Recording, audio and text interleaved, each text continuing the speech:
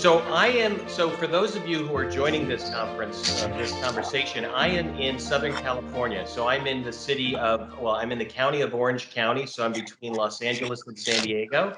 And I'm about 45 minutes from Los Angeles and about an hour from San Diego.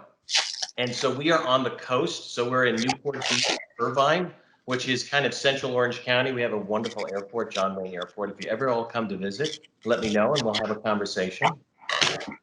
It'd be wonderful. So, and I am, like I shared with everyone who was logging in or joining us, that I'm calling you or you're calling me, and I literally moved my laptop to my kitchen table.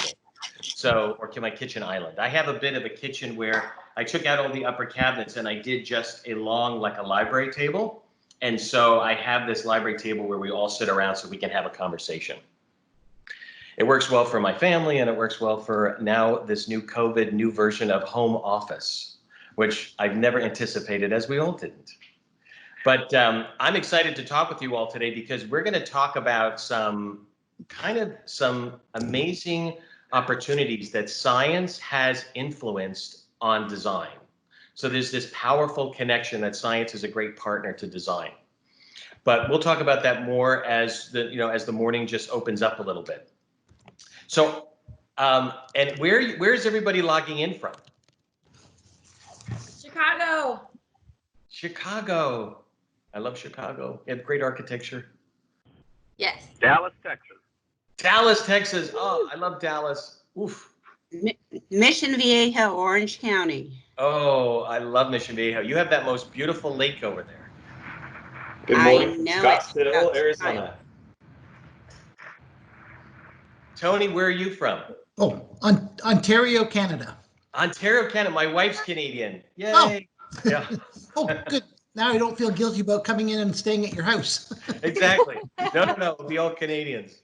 We were just having this conversation yesterday. She was telling me I didn't know these TV shows, and I didn't know them. So I'm just she says, oh, forget it. I'm not going to explain it to you. It's a popular show. That's so wonderful. How about some other people? Where are you all from? Looks like we have a Ohio in the house too. Oh, I love Manistee, Michigan here. Oh, Michigan, fabulous. Great university. Yeah.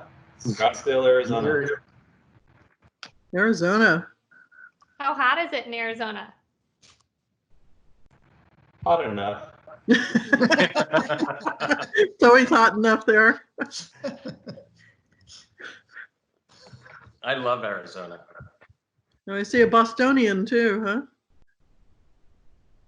Yeah. Hi, everybody. All right.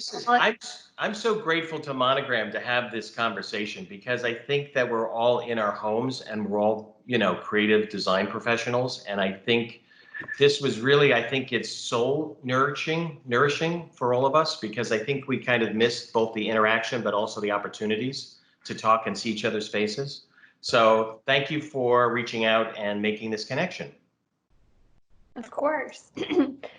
I feel like that's a good leeway into getting started. It's 11:05, so to make sure that we can maximize our time together, I'll go ahead and get started. But for those who I don't know, my name's Elise Kirsch, and I'm one of the design engagement leaders for Monogram. So thanks for joining us today. I can't believe we're actually on our second month of doing this. They've flown by, but then at the same time, it feels like I've been in my house for my whole life. So we appreciate y'all joining for our table talk series. I know Richard kind of gave an overview of what we'll be talking about today, but I'm really excited to get to understand my brain and my thoughts a little bit more. And Richard has a great way of just making it sound a little bit easier than if you're reading a textbook. So really excited to have him with us today. Before we get started, most of y'all I'm sure know, but Monogram has just launched 2 new collections, our Statement Collection and the Minimalist Collection. So our Statement Collection is our transitional line, has really beautiful brass touch points, and our Minimalist Collection is brand new for us, and it actually offers just a really beautiful minimal appearance and fully flush. So every Friday, we send out an email with all of the links that you can click and learn more about these products. So go and take a look. They're just absolutely stunning, and we're really excited because they are now available. And as we all exit our homes, you're going to have some beautiful new displays to get to see these live. So before we get started, Alex, I want to pass it to you to quickly go over a couple of housekeeping rules, and then we'll go from there. Okay, sounds great. I'm going to go ahead and share my screen. So if you could just give me a thumbs up once you see my screen. Thumbs up. Okay, and let me just put it into mode.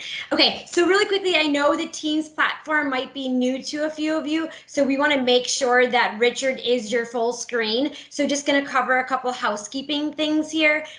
So as you can see on the lower taskbar of your screen, you will be able to see these icons. So the first icon is the camera. Of course, you guys know what that is, but we would love to see your faces. So definitely turn that on if you'd like to. You'll see the microphone next to that. So of course, at any time, if you want to stop Richard and ask a question, we'd love for you to be engaged. But if you'd rather not, just type it in the chat. You'll move over to the right here and you'll see the conversation icon. So go ahead and add your questions in there, and we'll make sure that we get to Richard and ask him your dying or burning question. And then also too, you'll see the hand here. So if you have a question, you can also just raise your hand and we'll stop and we'll get to you as well. And then lastly is the most important. So this show participants icon. So if you go ahead and click that, once you click that, you should see over on the right hand side here, the participants list will auto populate.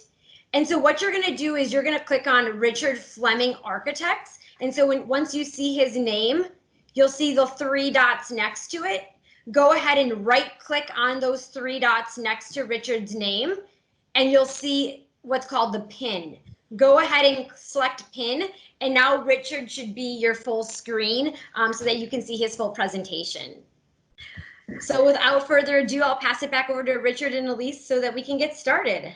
Awesome. Thank you so much, Alex. Well, before I pass it to Richard, I get the pleasure of introducing him. So the best word, I was thinking through this and writing this morning, I was like, the best word I can say to describe Richard is dynamic, because not only does he have a super diverse background, but the way that his passion comes across for his learnings and insights and background to others is just really awesome. So I learn something personally every time I get on the phone with him and we have a conversation. So I'm just really excited to get to pass it over to Richard to share with us today. So all you, Richard. Well, thank you, Elise. That touches my heart. Thank you. I feel the same way. And to Alex, to all of you, I have a personal dream or mission. It's to help share information with people to help them thrive.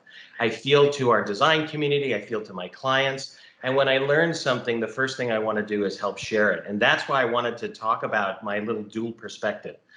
So some of you might not have met me or know me yet. My name's Richard Fleming, architect, and I am an architect. And then while I was an architect, I went and I studied in the School of Education at UCLA. I focused on how the brain works. And my experience has led me to some findings. And one of the fun facts is I used to be the Walt Disney Company architect for about a decade. So my goal was to make people happy. So in both design and then also in designing out anything that could be frustrating. And we all know what those are, right? The cue lines. But in my research, what I found to be so incredibly fascinating, that there was a incredible dynamic between science and design. And that conversation we're not having maybe as often. And today I wanted to shine a spotlight on it because science is a powerful partner. And we as humans, we each, and as creative professionals, we each have a innate superpower that's within us. And part of that power happens to do with our brain. And as I talk about the brain and the brain science, I'm going to talk about the chemicals that are actually getting released in our brain. They're called the feel-good chemicals. But that happens through neurotransmitters. And when these two ideas come together, they have this sort of spark or the synapse. Right, Elise, you and I were talking about that a lot, right? It's a pretty exciting thing. So I'm going to show you a slide, and then we're going to have a conversation. We're going to jump in and out, and I'm going to tell you a little bit about it. So I want to tell you, so when I come to you, I'm coming to you from like two different perspectives. One is a designer, and then also one from my background. Does that make sense? Yeah? Okay, so I'm going to do a quick little screen share with you all. And while he gets there, I also just put a couple questions in the chat field. So when you have a sec, fill those out too. Yeah. Okay, so I have up on the screen a little slide that I wanted to share with you. So this slide is of neurotransmission. So I showed this slide to my family, and my son comes over, he looks at my computer and he says, Dad, are you doing a conversation on, are you having a puberty talk? And I said, well, I sure as hope not, because this is going to be very confusing to a lot of people. So what we have up here is we have neurotransmitters. So those are things that are in our brains, and when they have that connection, when we have that idea, the spark, that's what we see on this slide. That's the transmission, which is called a synapse. And that's what I get so excited about, because as creative professionals, we all have these synapses more often than probably other professions.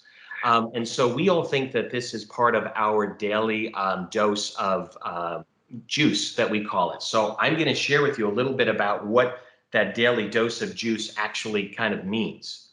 So when we look at our brains, when we look at our brains, we have a chemical that gets released. The chemical that gets released is our feel-good chemical. This feel-good chemical is amazing, because this feel-good chemical is easily accessed, it's free, it's healthy, and we go there professionally and creatively often. And the chemical has an acronym called DOSE, or DOSE. And to help us remember it, I call it like a dose of happiness. So what DOSE is the acronym for is D is for dopamine, which is the chemical that gets released in the brain with us in our planning, anticipation. It's a complete surge. So for those of you who are listening today who love the planning phase, who love the anticipation, they love the blank piece of paper, the year ahead, that is a chemical that gets released in our brains. That's dopamine. It's important for me, for you, for us to understand this, because not everybody's like that. Right? And so we'll have clients who will love the process, and then we do the big reveal and they're not as excited. And so you're like, huh, they loved the process. The next one is oxytocin. So DOSE, right? So O is for oxytocin. Oxytocin is a chemical that gets released in our brain with tactile. So like you could be putting on a beautiful lotion, a perfume. You could be baking, cooking, woodworking, doing hairdressing. When you have a tactile passion, there's a chemical that gets released in your brain that's called oxytocin. Serotonin is a chemical that gets released in our brain when you have influence, like an influencer. The idea that you are empathetic, that you have your finger on the pulse, that you're helping move a conversation, an idea, a dialogue, bring a community together, that's the serotonin that's get released. And endorphins, that's the chemical that gets released in our brain from athletics, exercise, if you're in air traffic control. All of these things bring the conversation together. So in our anticipation of a dose of happiness, right, or a dose of chemicals, it's important that we sort of understand ourselves, but we also understand each other, because that's what really kind of makes for us to be more effective. So we all innately possess a happy chemical in our bodies. Planning, well, in my case, okay, so here's the secret reveal. You usually don't marry somebody who's exactly like you. So mine is dopamine. So I love planning. I love getting ready to speak with you today. I love talking with Elise. I love talking with Alex. I love talking with Corin. I loved all of the conversations that led up to this, right? As we have our conversation, I married somebody who's an endorphin. My wife loves to run around the last minute. I don't know if there's any little kids listening, but every year I like to have all my shopping done by this, Thanksgiving. And my wife, December 23rd, is in the store Christmas Eve, Christmas shopping. And I could not, we've been married for over 20 years. I couldn't believe that she was waiting till last minute. But then I realized her happy chemical was the endorphin. So I'm like, I'm going to bed. See you in the morning. Have fun wrapping. So there's no wrong answer. Understanding that we work with vendors, the vendors who make things for us, upholsterers, artists, they're oxytocin. So they really want to create something from us. They want us to talk about the texture, the smoothness, all of those things. Does that make a little bit of sense? Richard, I was going to ask, that's really good. Do you feel like this would be a question that you would ask your clients, maybe not directly, but indirectly? Would you ask them like qualifying questions to get in the process of getting to know your clients? That's a great question too. I try to be, as we all do, we try to be really great observers, right? So here we are looking at our clients, and depending on the type of the project, I suggest to them that, you know, do you like planning? Tell me about a vacation. I try to use the same example. Tell me about your vacation. Do you enjoy planning the vacation, or do you like being on the vacation? And then when you're on vacation, what do you like to do? And they'll talk about it. So oh, I love the smell of coconut lotion. Okay, so I start to recognize there's little cues coming to me, because I really want to get the information without them being aware that I'm asking the question. So I always use vacation planning because it's more of a complete control of what they want as a question. That's so good. Elise, what do you think you are? What's your happy chemical? I think I have one that I want to be, but one that I actually am. I want to be the planner, but I don't think that that's actually me. I believe it. I know. You know, I think we all possess most of them, but there's the happiness that comes from the planning, and then there's the happiness that comes from the making and the doing. How about you, Alex? What do you think you are? Oh, I'm definitely the planner. My dad will tell you I've been asking, and then what, since I was like 5 years old. Yeah, it makes a big deal, right? You kind of like see it. And Yeah. So there's no wrong answer. But why do I want to share that with you right now while we're in this sort of home base is because our homes, here's the fact, right? We are all at home.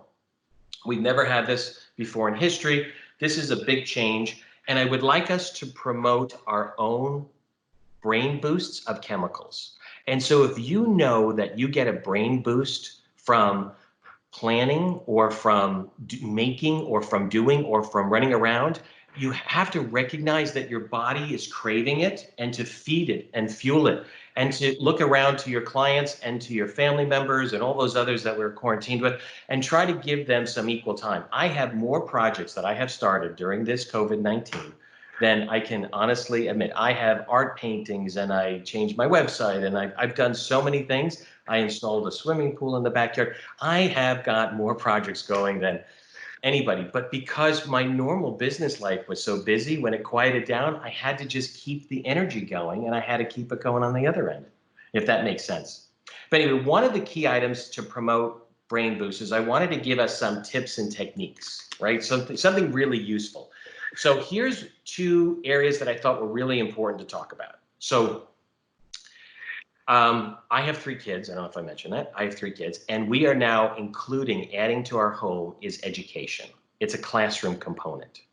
We're also adding in a work component. And I know all of us work and we have a home, area that we work on, but now we're really, working at home. So there's 2 areas I wanted to talk about.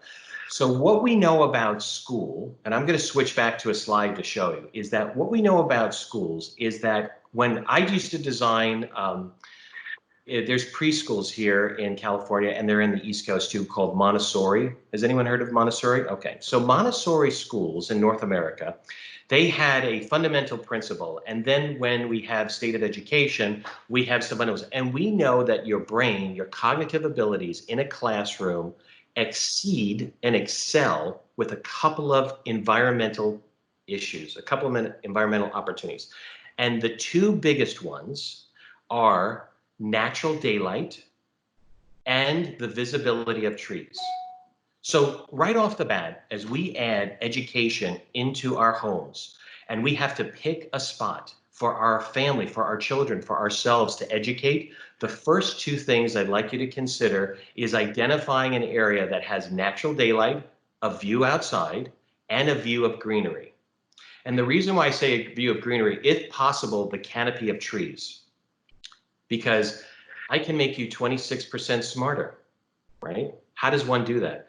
If you Google the research that's done in education, when you are taking a test in a classroom with natural daylight and with access to trees, your test scores have improved 26%.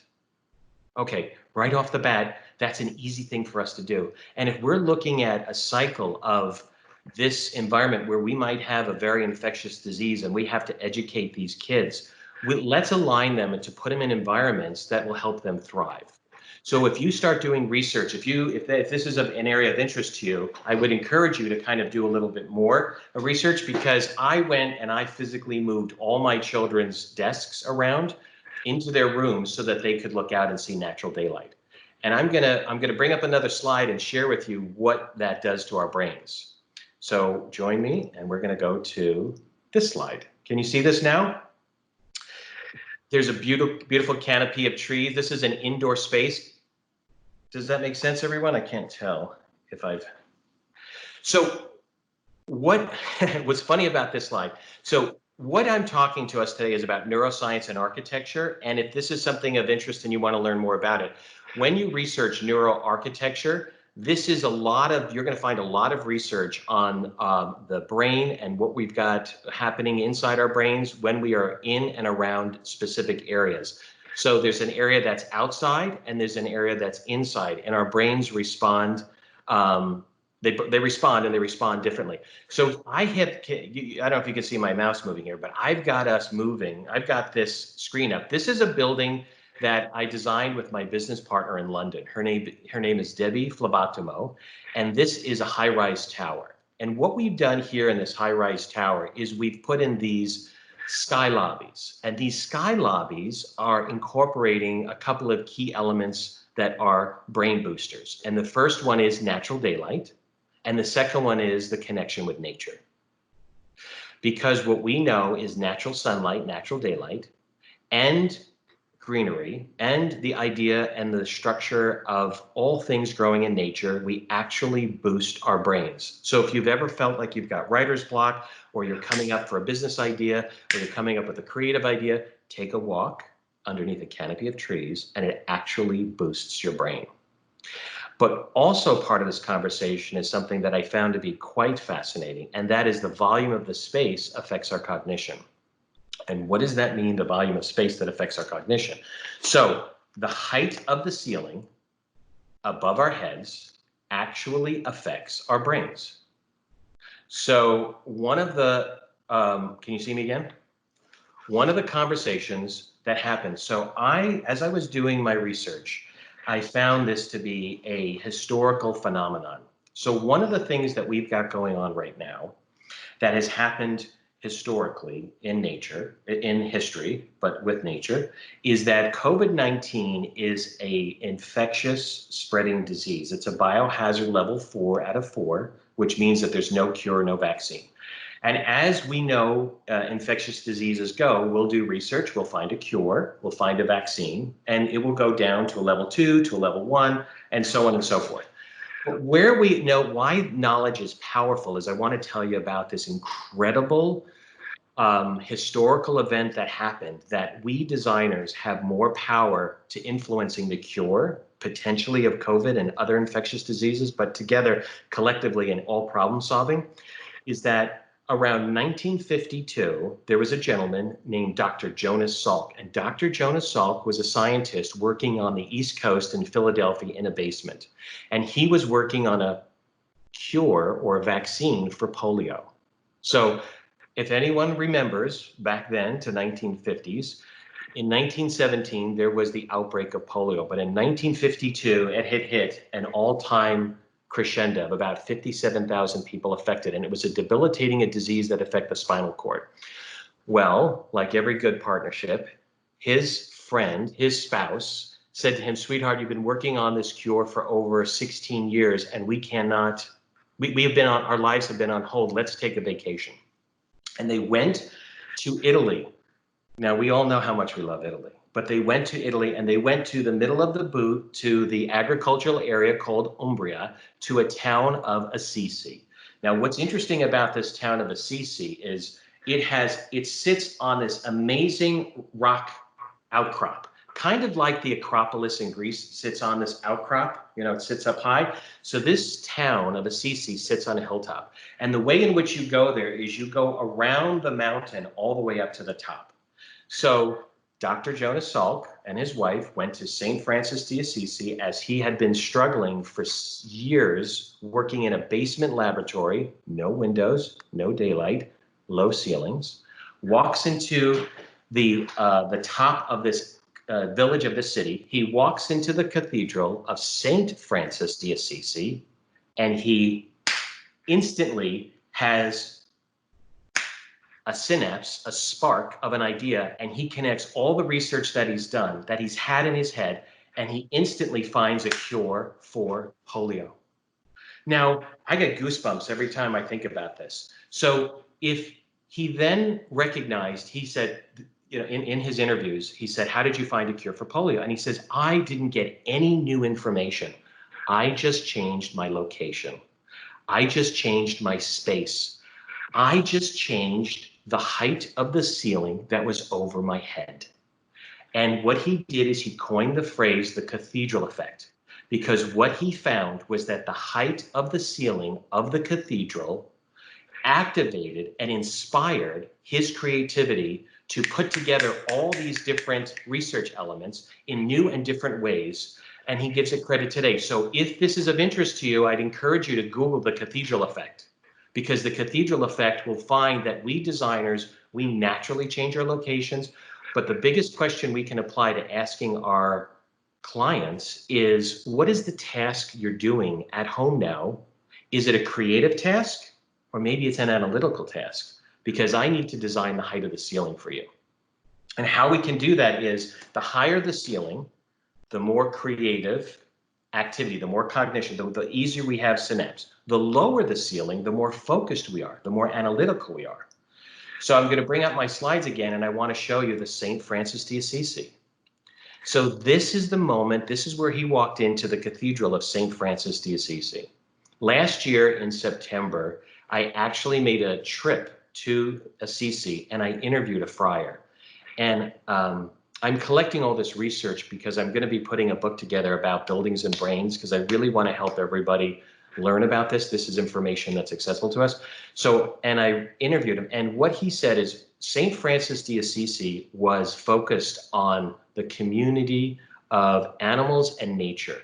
And what they had done in this cathedral, and it's difficult to see now, but they had put little mirrors on the ceiling to reflect and to represent the constellation and the stars.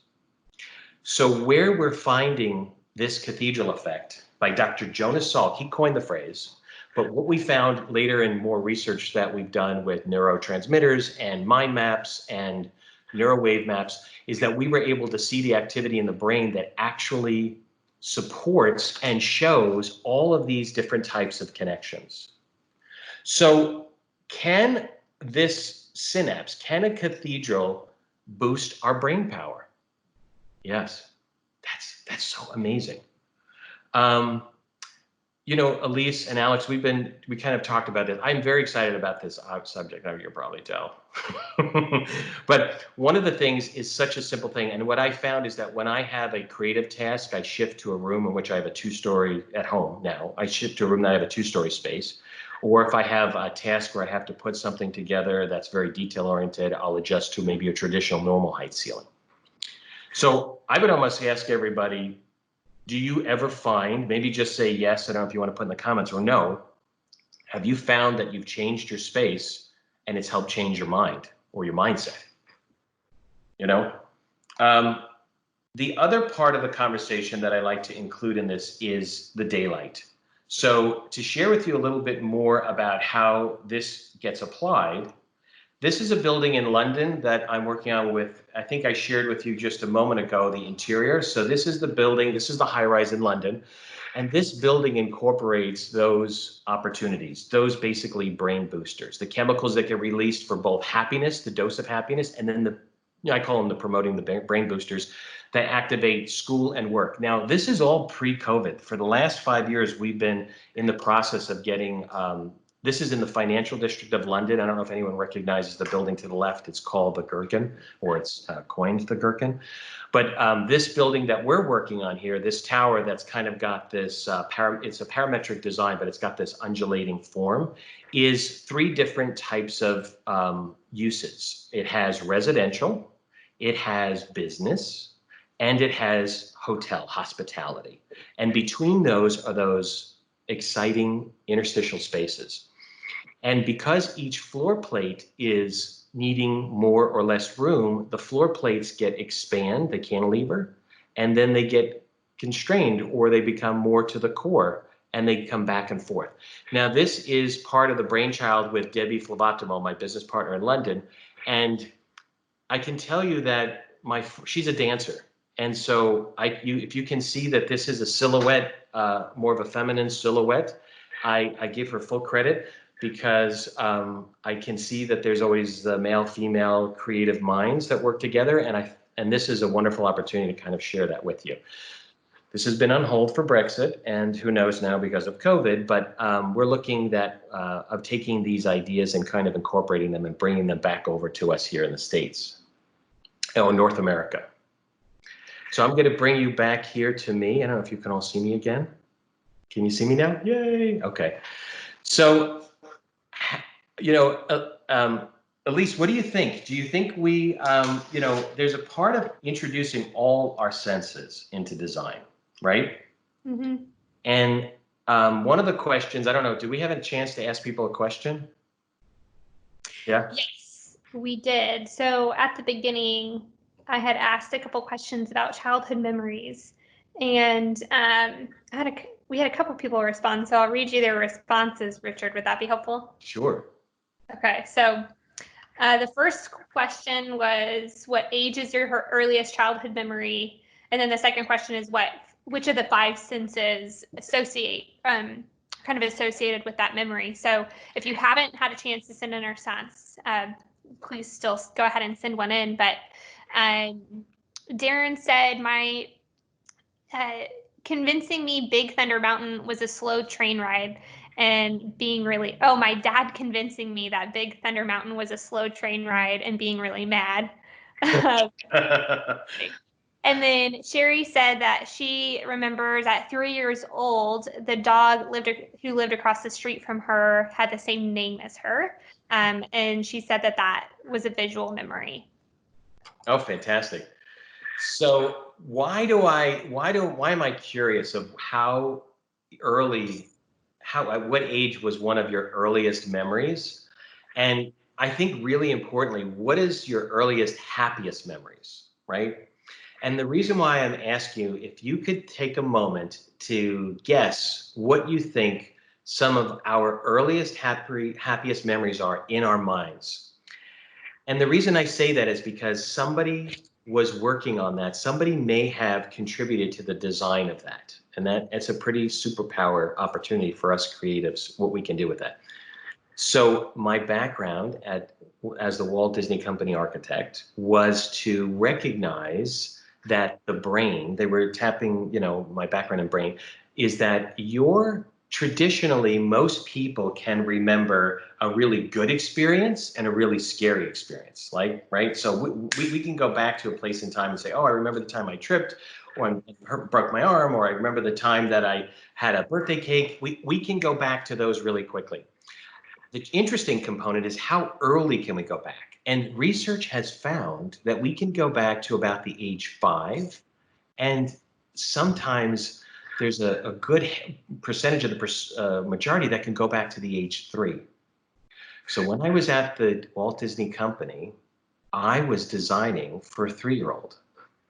And what does that mean? A three-year-old has precognitive learning. They don't read. They don't have much language, right? They don't have the vocabulary that we all do. But they are relying on our other 5 senses, right? More so than anything else. So, and this is like a secret. This is like a Disney secret. So all of you listening in, if you want to look this up. But part of this Disney secret is that when you were going down Main Street, on the left hand, in California, we have the original Disneyland. And part of the reasons why I'm in Orange County is because I live like 5 minutes from Disneyland. or 13 minutes from Disneyland. And part of the conversation was, what was Disney doing? So when you go into Disneyland, you go through 2 tunnels that deplete your senses. So you basically have this quiet zone. And the reason we do this quiet zone, it's because we want to pause before we start to infuse more design. So in design, we have a threshold. And I always think of my threshold as either it's when you've come into the community, or when you've driven up the street, or when you have crossed onto the property, or when you've stepped up to the door, or when you've come into the foyer. And I design a sequence from a threshold, and it changes, but that's how we design. So for Disney, the threshold was coming in through the gates. You come in through the gates, it depletes you of sound, it depletes you of smell, it depletes you of all of your other senses, and then you come in and we start to inject you into a time period. The sounds, the smells, the taste, the touch, all of those senses. But particularly when you walk down Main Street on the left-hand side, there are very long, low windows, and they're designed for a 3-year-old being really small, in a stroller particularly. And we pump out, or they pump out, the smell of vanilla. And they have been doing it for over 60 years. And they actually patented in 1986, and they called it the Smellitzer machine. I encourage you to kind of do a quick little Google search on the Smellitzer machine of Disneyland. So why would one of the top companies in the world design with smell? And the secret is because smell is one of our earliest memories, and it's the one that we can recall the quickest. Can you guys ever recall a smell in the kitchen, right? So fresh baked cookies, fresh cut grass. I can tell you exactly where I was. So if you understand how science is a powerful partner in design, we get to have more tools to play with, but as you're coordinating all your design elements, recognize that I want to design what the space is that it smells like first, right? Then I want to design maybe what it sounds like. And then we can go on to comfort and texture and as equally as the aesthetic. Because most of our presentations, now that we're all on Zoom, we're kind of voiding out all of our sensory experiences. So I always try to say, oh, let's have a cup of coffee together. Why? Because I'm hoping that maybe we all universally have a shared sensory experience, right? Or we'll say, hey, I want to have a cocktail together, or let's do lemon drop martinis, or let's do, because I'm anticipating that we're all having the same sensory experience. Richard, does your sense that stands out, is a smell kind of always that one that stands out as we age, or does that change with age, or is it just in terms of maybe dependent upon the person? Oh, great question. So what happens is in our brain, we possess all of the vaults for our senses, but one of our senses lives by themselves. Guess which one? Smell. Smell lives by itself in the hippocampus. So what happens is that sense is able to be stored. I mean, visual, we store the most visual data and we store the most auditory data. But sensory is able to be recalled the fastest. And it goes throughout our life. So we can be 122 and we could smell the vanilla scent from Disneyland, or the baked cookies of mom and dad, or, fresh cut grass is like baseball season. There's certain things that we experience that stay in our memory. So if you as designers think, maybe I should have this conversation with my clients, it's almost as important as saying is what you don't like is almost as important what you do like, So it's a powerful tool to put in our designer toolbox, and that's why I wanted to share that with you, because it lives in the science world, but it doesn't get talked about in the design world. And here we are trying to globally experience being locked in our homes and almost sensory deprivation a little bit, but we are having the opportunity to be in our kitchens and cook. We have really never, we can all use the excuse, I didn't have enough time to cook, but now we're able to cook at completely different levels. And so everybody is noticing, at least in my house, like I'm chopping up basil, right? And I'm cutting up spinach, and I'm taking a lemon and I'm squeezing it. I have the time. You know, those things are providing memories that will be associated with this time in our history, right? You know, one of the questions I get is how to apply all of this. And the question, so I made a mistake. I made a mistake once. Let me, you know, it's like I don't know about you guys, but I made mistakes more than once. One of my many mistakes is I designed a house for a client in Laguna Beach, California that overlooks the ocean, and they have 3 children. And every meeting I had with them for like a year was just a husband and wife. Never, I knew they had 3 kids. I saw them in the car. They did the handoff when we had the meetings. And it came the day for the move-in, and their oldest son was wearing headsets that were noise canceling. And I did a very modern house for them. So hard surfaces, glass windows.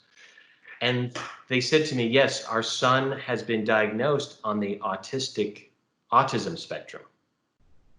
And I mean, I'm sharing this with you all very candidly, right? I was so upset with myself that I said I didn't interview them and ask, oh my God, who else is living in this home and what other sensory issues might they have so that I could design in for it? And one of the things I want to share with you all is there's a wonderful app on the phone that I use now. I'm sorry, I don't have a slide for this, but I'm going to hold this up a little close. I don't know if you can see it. It's this one here called Decibel Levels, right? Can you see that a little bit? Very old school. Look how high tech I am, right? I'm holding that up. And that's my family, by the way. But okay, that decibel levels allows you to take the temperature, the sound decibel levels of the room you're in. And why I found this so important is I was able, just like I'm talking right now, my voice is at 77 decibels, which is a normal conversation. Well, their child needed to be at 60 decibels, which is a whisper. And so I ended up putting in a certain type of drywall that's sound absorbing called Boswafon. So it absorbs sound. We had hardwood floors. We upgraded all the carpeting, the padding. We went for more lush surfaces. We did a little bit of drapery. But so part of the conversation of solving that problem was having a tool. And one of the tools for one of the 5 senses for sound was to recognize everybody has a different threshold for pleasure and pain in sound decibels. And so while I'm at my meetings, I always open up my app and I put my phone down. And as they're living their normal life, I record what their home looks like now in decibel levels. So some people might not notice their dishwasher is loud, their washing machine is loud, their exhaust hood is loud, right? The air conditioning system in the house is loud. And then you start to get into their new home or their new space, and they'll say, oh, I can hear my ice maker. And so I always start off the conversation with a baseline of how do I use sensory awareness in my design? I use it with taking a baseline measurement. And I try to design for about 70 decibels. Now, a garbage truck going down the street is 80 decibels, right? So if you have a client, I know we have friends that are listening in from all over that might be in more urban environments. Sound, as you're take a high rise. Sound, as you're in a high rise, it actually increases in volume and the higher you go up in the building. So a garbage truck that's 80 decibels on the street is at 85 or 90 decibels at the 102nd floor. So if you are getting a project in a high rise, start to recognize that your decibel levels, the higher views, the higher floors, you're going to have some noise issues to mitigate, if that helps. I'm just trying to think of things that can help us with our brains and our experiences to make people thrive while they're at home, right? Richard, I have a question for you. This is Chef John. When you're designing workspaces, are you looking at different decibel levels when we're designing workspaces, or when you're thinking about how you moved your children's desk to a window to be more productive and more be able to think more out of the box? What kind of decibel level are we looking at in that environment? Yes. So so first of all, so my kids kind of, they've grown up around me, so they kind of quote me back So what's interesting is they have communicated to me what they need and want. So when you are introducing these concepts for the first time, I found that if I am doing, depending on the child, but if learning is about 60 decibels. So for you to have an auditory education where you're listening to a presentation, it's about 60 decibels. This app is about $2, you know. And we don't know if we have any folks listening in from Europe, or £2. But anyway, one of the challenges has been that it's so easily accessible. So I have given it, or I have kind of secretly recorded each one of the kids. I have 2 sons and a daughter. My daughter likes to listen to music. So her level is almost 10 decibel levels higher than one of my sons. My other son needs the lower decibel level, and my other daughter can't take the pure quiet. She needs some music going on in the background. To help answer your question, Jeff, does that help answer it a little bit? Yeah, no, it totally does. That, you know, I think like what you're telling me is we all want maybe something at a different level for creativity, because I know that we can be creative in the kitchen and it's a loud, chaotic environment. Yet a lot of times when we write menus, it's very, very quiet, and that seems to work too. So. Mm-hmm. And it also could be the frequency of the sound, right? So I like to listen to Andrea Bocelli. Right? So full disclosure, I'm just totally honest with you all. So I create listening to the consistent vibration of classical music, where some of us like to listen to music that has more of a variation. Again, there's no wrong answer. It's just sort of dialing in. So a question we can ask our kids who are at home is like, I always ask them, what's your favorite music? Not because I might want to know only about that artist, but I try to figure out, well, are they trying to have do they have a more consistent rhythmic message that they need to listen to, or do they like the variety? Is that kind of sparking and waking up their sense of their cognitive abilities? Great. Thank you so much. You're welcome. And then Jeff, just also the orientation of the window, right? So I inventory the windows in the house, north facing, east, south, west. And the north facing is a cool blue light. And we know in history that artists love to paint in blue light or in the northern light because it doesn't offer any shadows. So we know that looking at your computer screen late at night confuses your brain to thinking it's morning. Right? So some people are having a hard time sleeping, but that also is matched with a blue light. So I have gone around to each one of the windows in their rooms, figuring out, okay, for you, like I'm switching my kids' rooms based on their personalities, because if we go through another year of homeschooling, I want them to be at their peak performance. So I have a son that faces the east room. I have 2 sons that face the east rooms, and I have a daughter that faces northeast. So I'm switching her to the east room, and then I'm switching the other son into the north room, because it's more of a match for the way they learn. Does that make sense?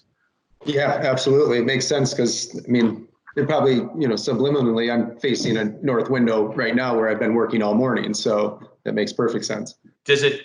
Yeah. I mean, you know, the funny thing is somebody once said to me, if you have a pet, I don't know if anybody has a pet, but watch where the pet goes. It's usually the best spot in the house. I love that. I love that. That's awesome. Hey, Richard, we're getting a couple really good questions too. First one is, what is the name of the app that you mentioned with the decibels? Sure. So the app of the decibels is called Decibel X. So perfect. Decibel X, DECIBEL-X. Awesome. Thank you. And then kind of a 2-part question, but someone had asked if there are any design tips to make kind of the fake outside come inside. So Corwin had asked, she lives in a 1-bedroom apartment in Chicago, and they have pretty good light, but there's, of course, only a few months where trees actually bloom. So she's asking, is there a way to incorporate something inside that kind of spark that joy from the outdoors? And then the 2-part to that is Tristan was asking, do houseplants help encourage any of that cognition? Perfect. Okay. So we know we have in North America, we have our friends in Canada, we have our friends in Seattle that have, you know, bright light or Denver, they have bright light, but they don't have sunshine. So now natural daylighting is duplicated in light bulbs, right? So just to give you like supermarket math, right? So a bright light is 5,000 kelvins. It's a bright light. And then warm light is like 2,500 kelvins, right? So just switching out your light bulbs can help you achieve the effects on your brain, the cognition. So the brighter the bulb, the more the body considers it to be more absorbing for natural daylight. So it wakens you up. Okay, it's winter. We don't have any green leaves on the trees. What do we do, right? This is where we bring in natural plants. And to Tristan's conversation about our cognition, so there's a lot of research if you want to get a book or if you want to take a look at it. But the larger the leaf on the plant, the more carbon monoxide is absorbed and oxygen is released, it actually helps you. So for example, if you're painting a bedroom, put in a plant with a big leaf. If you've put in new carpeting, new bedding, those plants naturally eat those carbon monoxides and they release oxygen, but then switch it out. So then as you're in your steady state, the leaf size can change to more of a fig, well, a fiddle fig is a big leaf, but more of a palm or some other plants. So yes, so the light bulbs for natural daylight, you can play with that. And then the second one is to take a look at the plants, but specifically the leaf size. And I can tell you a story. So previously to Disney, I was with Gensler. I don't know if anybody knows that, but anyway, so when I was with Gensler, I was doing this task force about an office building, and we were always putting in new carpeting, and new carpeting has something called off-gassing, and it has this smell. So as a designer, I would always try to specify a warehouse and have the carpets rolled out and air out for 3 days before I put them into the, when offices don't have, at the time, they didn't have operable windows. So we did this thing called off-gassing release. The reason why that was so important is what we found in research is that the chemicals from off-gassing on new products potentially cause birth defects. And there's a famous case of 2 nurses that were working in an NICU that, unrelated to each other, both had children with severe birth defects, and research found the only thing they had in common was they both worked at the same nursing station that had new carpeting installed. So the carpet industry has changed to reduce the amount of VOCs that are released, and they have regulated off-gassing. So, but because of that extreme, and this happened probably in the early 90s, one of the challenges that triggered was, oh my God, what can I do to mitigate it? And they did the research on the plants, and they brought in horticulture into the house. So here we have COVID-19. Like, nobody's done any research yet about how maybe plants can absorb this airborne infectious disease. So, we're talking about in this potentially COVID-19 is living on surfaces, so if we have the option for copper and brass and wood and stone, where does the surface have the longest incubation period for a virus to live? Wouldn't it be great if we could design out the problem? I had a conversation with someone in Philadelphia earlier in the last month, and we were talking about how to design out the problem of everything we touch in our house. Let's use voice control. Turn on the lights, turn off the lights. I think Siri's going to put on my Andrea Bocelli here in a second. But, we can activate the lights. We can activate the music. Okay, then what about faucets? In commercial buildings, we always have motion sensors. Well, now they have these beautifully concealed motion sensors that are in faucets. So we can help the world, we can help the community. Us designers could help the world reduce, eliminate, design out the spread, the incubation, our personal cognitive abilities, right? Because now home is work and school for a while. And, if we know we've had a biohazard level 4 before in history, right? We've had Ebola and we've had SARS, never to this magnitude. So there's a chance this will come back. So if we creatives can have a conversation together globally, we can design this out, bringing in science, bringing in design thinking together. So I think it's a great question on the plants, and I think it's a great question on the daylight. Any other thoughts? Yeah, I was just going to say we're coming to a close. So it doesn't look like we have any additional questions, but Richard, is there any kind of like final words or final tips that you have before everyone kind of heads out?